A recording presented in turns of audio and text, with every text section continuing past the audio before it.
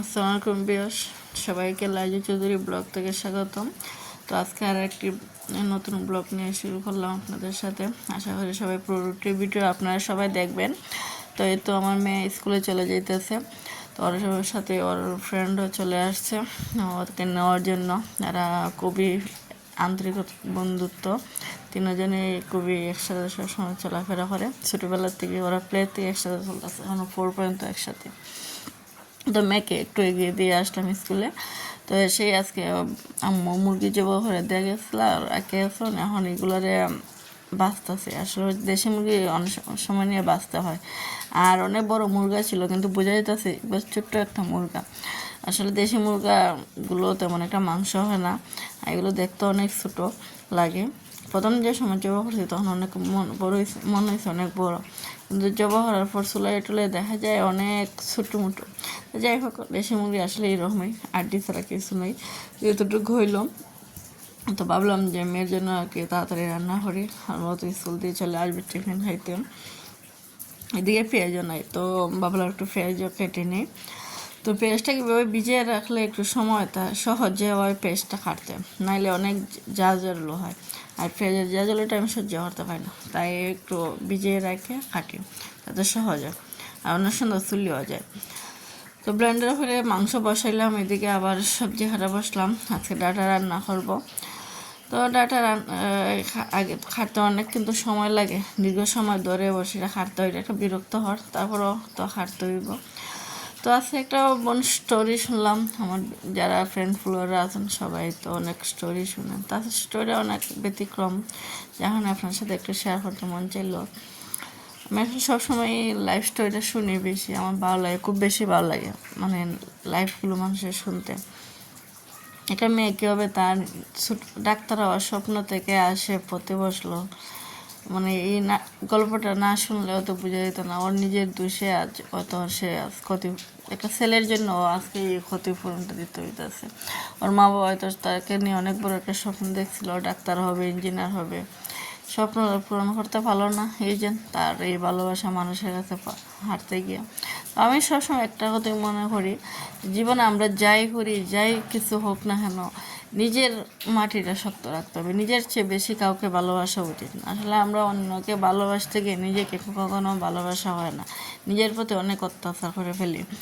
আসলে দিন শেষে কিন্তু নিজের সাথে নিজেকে থাকতে হবে, অন্য কেউ আপনার পাশে এসে থাকবে না। ফ্যামিলি বলেন, বন্ধুবান্ধব বলেন, স্বামী বলেন, সন্তান বলবেন, তখন নিজেরকে নিজের সুস্থতা, নিজের হাত নিজেই সব কিছু সময় দিতে হবে। তো এদিকে আবার সদনাও হাঁটতেছি, আর আপনার সবাই আসলে আমরা এখন যারা ভিডিওটা দেখি তারা সবাই এই পর্যায়ে ফেস করে আইছি, জীবন অনেক যুদ্ধ করে আসছে। সংসার জীবনটা আসলে অনেক কষ্টের, তারপর এইগুলো মানিয়ে নিতে হয়, কিন্তু এই জীবনটা যে সহজ করতে কিন্তু আমাদের আগেই পরিশ্রম করতে হয়।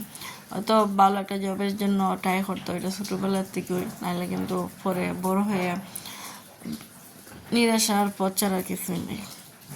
তো মেয়ে স্কুলতে এসে খাইয়ে চলে গেল, তখন আমি ঘরটা একটু আস্তে আস্তে গুছিয়ে নিতেছি। আজকে আসলে অনেক দেরি হয়ে গেছে রান্না করতে, আর মেয়েও তো স্কুলের টাইমে টিফিনের টাইমে আগে রান্না না হলেও খাইতে পারবে না, তো খাইয়ে চলে গেছে। আমি এদিকে রুমগুলো একটু একটু গুছিয়ে নিতেছি। আসলে রুমগুলো গুছাইতে অনেক সময় লাগে, আমাদের সংসারী যারা মা বোনরা আছে সবাই এটা আসলে অনেকে বুঝে, সংসার একটা গুছিয়ে রাখাটা কতটুকু কষ্ট, রান্না করো, বাচ্চা সামলাও। আর আমার আসলে একটাই মেয়ে, তারপরে অনেক ফেরা নিতে হয়। তারপর আল্লাহ শুক্রিয়া যাতে মেয়েটাকে সুস্থ রাখে, ভালো রাখে, তার গন্তব্যস্থলে তাকে পৌঁছে দিতে পারি। আমাদের মা বাবাদের ওটাই তাদের দায়িত্ব, তাদেরকে মানুষের মতন মানুষ করা। তো গল্পটা আসলে মানুষের জীবন অনেক শিকার, কিন্তু আমরা যারা স্টুডেন্ট লাইফ আছে তারা এটা শুনে না। এটা আমরা যারা বেশিরভাগই যারা বাচ্চা সংসার নিয়ে আছে তারাই ব্লগ ভিডিওটা বেশিরভাগ দেখি, কিন্তু আমরা যারা স্টুডেন্ট লাইফে যারা আছে তারা কেউ শুনতেও দেখি না, দেখতেও দেখি না। তো সবারই একটা উচিত যে নিজে একটা কিছু কর্ম করা। আসলে দিন শেষে কিন্তু নিজের সাথে নিজেই থাকতে হবে, অন্য কেউ পাশে এসে দাঁড়াবে না। মা বলেন, ভাই বলেন, যাই বলেন, সব কিছু পাশে থাকুক, তারপরে নিজের কর্মটা নিজেকে দূরে রাখতে হবে। দিন শেষে তুমি খুবই একা। আসলে আমরা মেয়েদের কিন্তু অনেকে ভাবি যে আমাদের ফ্যামিলি আছে, স্বামী আছে, আমাদের তো আর ইনকামের করার কোনো দরকার নেই, আমরা তো দিন শেষে খাইব, রান্না করবো, এটাই আমাদের সংসার। আসলে এটা জীবন না, এটা হয়তো সংসার ঠিক আছে, কিন্তু এটা জীবন না। জীবনে এক সময় একা হবেন, দেখবেন বাচ্চারা বড় হয়ে যাবে, তাদের গন্তব্যস্থলে পৌঁছে যাবে, তখন আপনার কর্মটাই প্রয়োজন পড়বে, তখন আপনার ব্যস্ত একাত্মটা অনেক গ্রাস করবে। তখন যে আপনি নিজেকে নিয়ে একটু ব্যস্ত থাকেন, তখন সময়টা একটু ভালো হবে। আর আমাদের জীবনের সবচেয়ে বড় সমস্যা একাত্মটা, এটা আমাদেরকে অনেক গ্রাস করে ফেলে। এই একাত্ম বের হতে হলে বন্ধুরা সব সময় একটা হতে মনে রাখতে হবে যে নিজের একটা পরিচয় দরকার। আমরা সবসময় মার পরিচয়, ভাইয়ের পরিচয়, বাবার পরিচয়, স্বামীর পরিচয়, সন্তানের পরিচয় নিয়ে বড় হতে চাই। আসলে এটা শুধু আমাদের না, এটা আমাদের সারা বাংলাদেশেরই মেয়েদের সমস্যা, কিন্তু এটা ঠিক না। আসলে দেখবেন ইউরোপ কান্ট্রি যান, বাইরে যান, সবাই মেয়েরা কাজ করতেছে সমানভাবে, ছেলে মেয়ে বাইরে করে। আমরা পুরুষরাও পুরুষতান্ত্রিক হওয়ার কারণে এগুলো বলে যে মেয়েরা এত আগানো দরকার নেই।